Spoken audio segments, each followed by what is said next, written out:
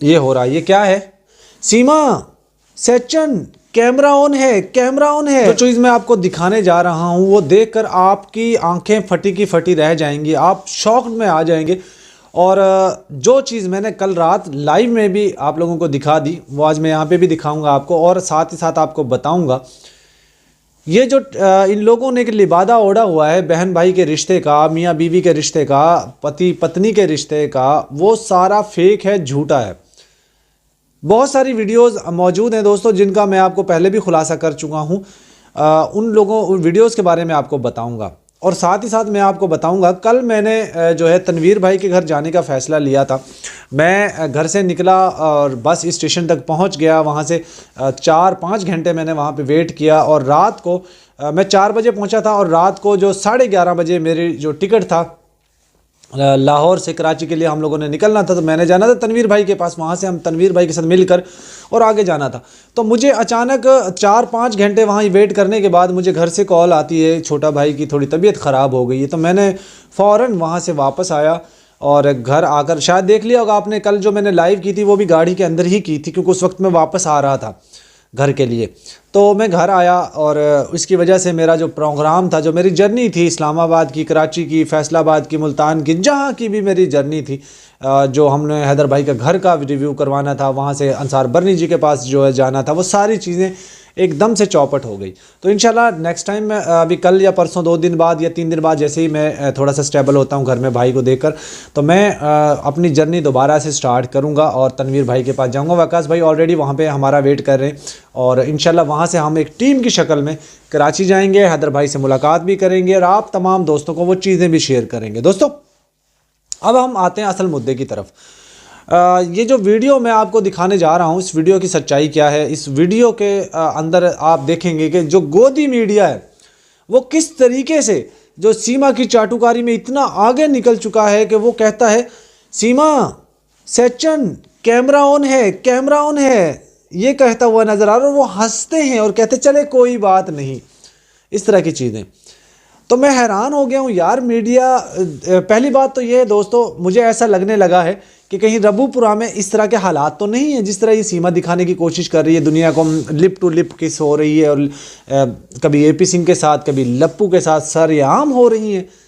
इतनी क्या बेशर्मी है यार। अगर मान लीजिए, पहली बात तो ये कि इनका कोई रिलेशन है ही नहीं, वो हम सब जानते हैं। दूसरी बात, अगर मान लीजिए इनका रिलेशन भी हो, मियाँ बीवी का, हस्बैंड एंड वाइफ का, पति पत्नी का, कोई भी रिलेशन हो, तो क्या इनको जेब देता है ये इस तरह करना? आप बताइए, क्या जेब देता है? मुझे नहीं लगता कि कोई भी हस्बैंड एंड वाइफ जो है वो इस तरीके की हरकतें और मीडिया पर आकर करते होंगे। वही करते हैं जिनकी आंखों की हया मर गई होती है, जिन लोगों के घर का कल्चर तबाह हो गया होता है, जिनके घर में बेहयाई बेशर्मी के नारे बज रहे हों, जिनमें ढोल नगाड़े बज रहे हों, वही लोग इस तरह की हरकतें करते हैं।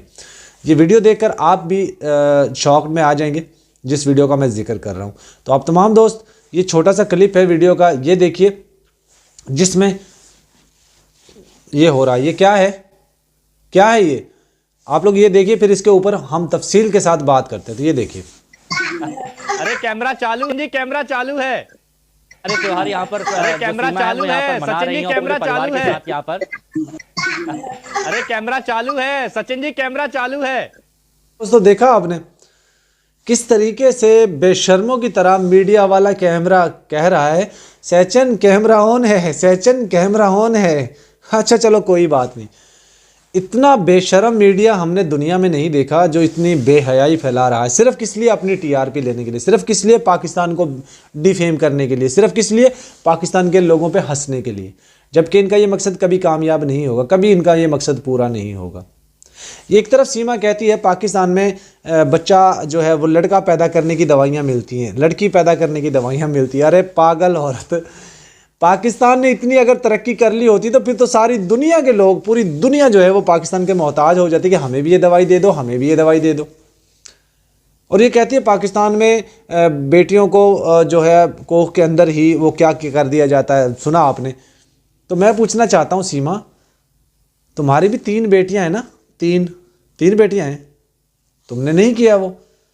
तुम्हारे बाप की भी 3 बेटियां हैं, सीमा है, सुमेरा है, और वो क्या नाम है उनका, एक और भी है ना जो रीमा।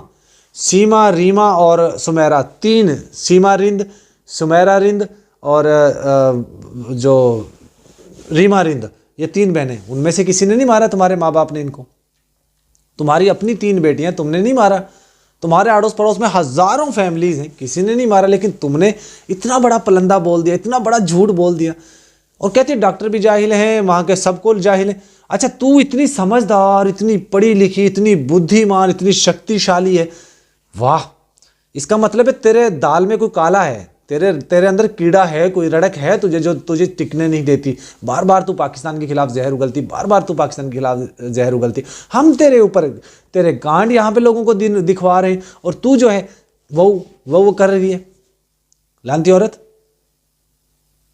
दोस्तों, ये सब एपी सिंह के कहने पे कर रही है, और मीडिया तो टीआरपी बटोर ही रहा है। जाहिर है उसको कोई नहीं पड़ी कि किसी की कोई साफ कल्चर दिखाए। ये मीडिया जो इससे सवालात पूछते हैं ना, वो इस तरह के सवाल नहीं पूछेगा कि ये बताओ कि एक हमीदा बानो पाकिस्तान में 24 साल गुजार कर आई, उसका कितना अच्छा पाकिस्तानियों ने वेलकम किया, कितने अच्छे से पाकिस्तान ने उनकी खिदमत की, और कितने ज़बरदस्त अंदाज में उसको कराची से वाघा बॉर्डर तक पहुँचाया।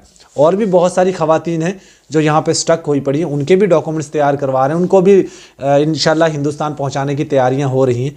लेकिन कोई पूछने वाला नहीं है, कोई उनकी तारीफ करने वाला नहीं, सिर्फ उन्होंने नेगेटिविटी ही फैलानी है पाकिस्तान के खिलाफ। तो बहरहाल सीमा जो भी बोलती है, जो भी करती है, वो सिर्फ और सिर्फ एपी सिंह के कहने पे करती है, एपी सिंह की चाटुकारी करती है। और मैं आपको एक चीज़ और बता दूं कि जिस तरीके से अब केसेस में कुछ चीज़ें निकल कर आ रही हैं ना, मोमिन मलिक जी एकदम से बाहर आएंगे और वो तमाम तर चीज़ें बताएंगे जो उन्हें बैकडोर उन्होंने काम कर रखा है या वो कर रहे हैं। लेकिन हैरानगी हमें इस चीज़ पे भी है दोस्तों, मोमिन मलिक जी को आकर कम से कम हफ्ते में एक दफ़ा या महीने में एक दफ़ा आकर कम से कम थोड़ी बहुत अपडेट दे देनी चाहिए, क्योंकि बहुत सारे लोगों की भावनाएं जुड़ी हुई हैं हैदर भाई के साथ, इंसानियत के नाते रखते हुए बहुत सारे लोगों की उम्मीदें जुड़ी हुई हैं मोमिन मलिक जी के साथ कि जो वो हैदर भाई को इंसाफ लेकर देंगे। देखिए, कोर्ट की तरफ से मोमिन मलिक जी ने बच्चों का फैसला करवा कर रखा हुआ है। हम मानते हैं कोर्ट के ऑर्डर्स मौजूद हैं जिनमें यह कहा गया है कि बच्चों की कस्टडी सीमा के पास नहीं रहेगी, हैदर के पास रहेगी। तो फिर भाई मोमिन मलिक जी, हमारी रिक्वेस्ट है, आप एप्लीकेशन दें कोर्ट के अंदर और बच्चों की कस्टडी खुद लेकर पाकिस्तानी हुकाम के हवाले कर दें, जो दिल्ली में हाई कमिश्नर है पाकिस्तान के, उनके हवाले कर दें। फिर वो बच्चों को जिस तरह मर्जी डिपोर्ट करवाएं पाकिस्तान, आप उनके हवाले कर दें जब तक हैदर भाई को वीज़ा नहीं मिलता। आपको क्या लगता है दोस्तों, हैदर को वीज़ा मिल पाएगा, नहीं मिलेगा? सारा कमेंट में आप लोगों ने ज़रूर बताना है। मुझे जो लगता है, मुझे ऐसा लगता है कि फरवरी के लास्ट में हैदर भाई को कुछ खुशखबरियाँ मिलेंगी, चाहे वो वीज़े के हवाले से हो, चाहे वो हिंदुस्तान जाने के हवाले से हो, चाहे बच्चों के हवाले से हो, चाहे सीमा के केसेस के हवाले से हो। तो मुझे ऐसा लगता है कि खुशखबरियाँ आने वाली है। तो इस वीडियो का पे कमेंट ज़रूर करना है, जो सीमा ने ये वाला करके दिखाया, ये ज़रूर इस पर कमेंट करना है। अल्लाह हाफिज़।